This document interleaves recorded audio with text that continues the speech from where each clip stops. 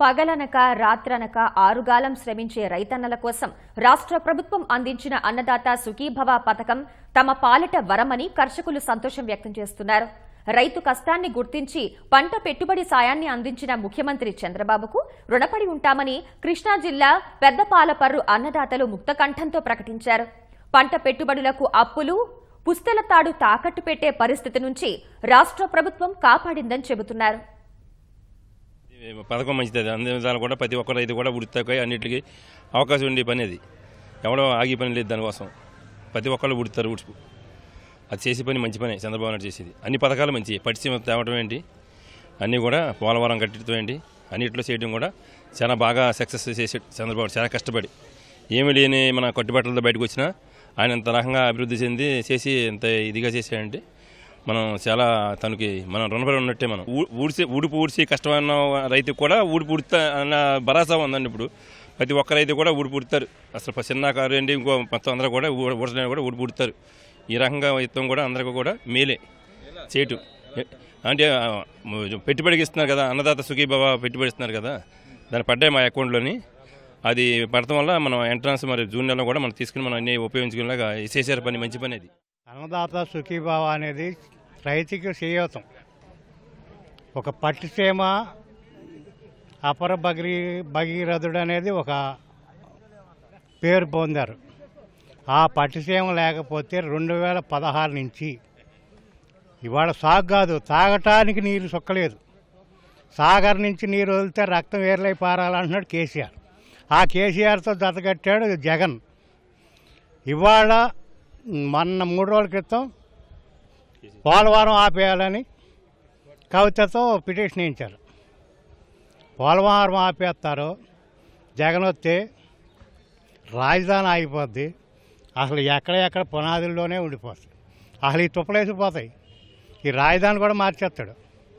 అన్నదాత సుఖీభవ రైతుకి చేయూతం ఇచ్చారు. ఆడబడుతులకి పసుపు కుంకుమ, వృద్ధులకి 200 నుంచి 2000 పెన్షను, మళ్ళీ 1000 ఇస్తా అంటున్నారు. మళ్ళీ ఆడబడుతులకి పసుపు. చాలా ఇబ్బంది పడేవాడు రైతులు. గళ్ళ మెళ్ళ పుస్తులు తాకట్టు పెట్టి 5 రూపాయల వడ్డీకి కూడా తెచ్చేవాళ్ళు ఈ నాట్ల కోసం. అవి తీరే పరిస్థితి కూడా లేదు. మన తుఫాను వచ్చింది, పనంతా మునిగిపోయింది. ఆ ధాన్యం కూడా కొనిపించారు. దానికి మళ్ళీ ఇన్పుట్ సబ్సిడీ ఇస్తామంటున్నారు. ఇలాంటి సంక్షేమ కార్యక్రమాలు ఎన్నో చెప్పాలంటే చంద్రబాబు గారు కష్టపడితే అసలు ఈ రాష్ట్రంలో మనిషి నుంచోటానికి కూడా అవకాశం ఉండదు.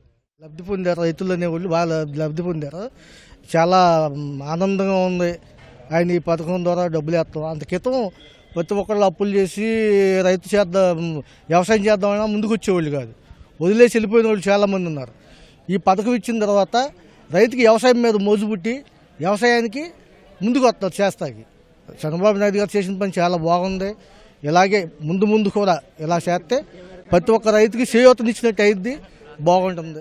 గతంలో రుణమాఫీ అయిపోతే రైతులు అప్పులు వడ్డీకి తెచ్చుకోవాల్సి వచ్చేదండి. ఇప్పుడు రుణమాఫీ అవ్వటం బ్యాంకుల ద్వారానే ఉపయోగపడుతుందండి. బయటకు వెళ్లకుండా రైతు వారి వడ్డీకి వెళ్లకుండా బ్యాంకు రుణంతోనే రైతు లబ్ధి పొందుతున్నాడు. ఈ సుఖీభావ కూడా 199% రైతు వారీగా ఉపయోగపడుతుంది. వ్యవసాయానికి మాత్రం బాగా చేశారు చంద్రబాబు నాయుడు గారు. మాకు అసలు రుణం ఇదివరకు అప్పులు చేయవలసి వచ్చేది. ఇప్పుడేమో ఇది అన్నదాత సుఖీభావలో బాగా ఇది చేశారు. దానివల్ల మాకు బాగా బెనిఫిట్. ఆకుమళ్ళు పోసి నారుమళ్ళకి విత్తనాలు కోరుకునే కాడించి రేపు ఊడిపుకి కూడా పెట్టుబడి సరిపోతుంది. మాకు అన్నిటికీ చాలా చాలా ఉపయోగపడింది. రుణమాఫీ కూడా చాలా బాగుంది. 3 విడతలు వేసి 2 విడతలు కూడా వేస్తానంటున్నారు రుణమాఫీ. దానివల్ల కూడా మాకు చాలా లబ్ధి పొందాం మేము అందరం కూడాను. కష్టంగా ఉండేది. వడ్డీలు తెచ్చుకుని చేసుకుంటాం అని చేయడం చాలా బాధపడాల్సి వచ్చేది. ఇప్పుడు అవి లేకుండా ఈ ఆయన వేసిన అన్నదాత సుఖీభావ దాని గురించి మాకు బాగా ఉపయోగపడుతుంది. పెట్టుబడి ఎకరానికి 9,000 అంటే పర్లేదు. ఉడుపు పెట్టుబడికి మాకు బాగా పనికి వస్తుంది.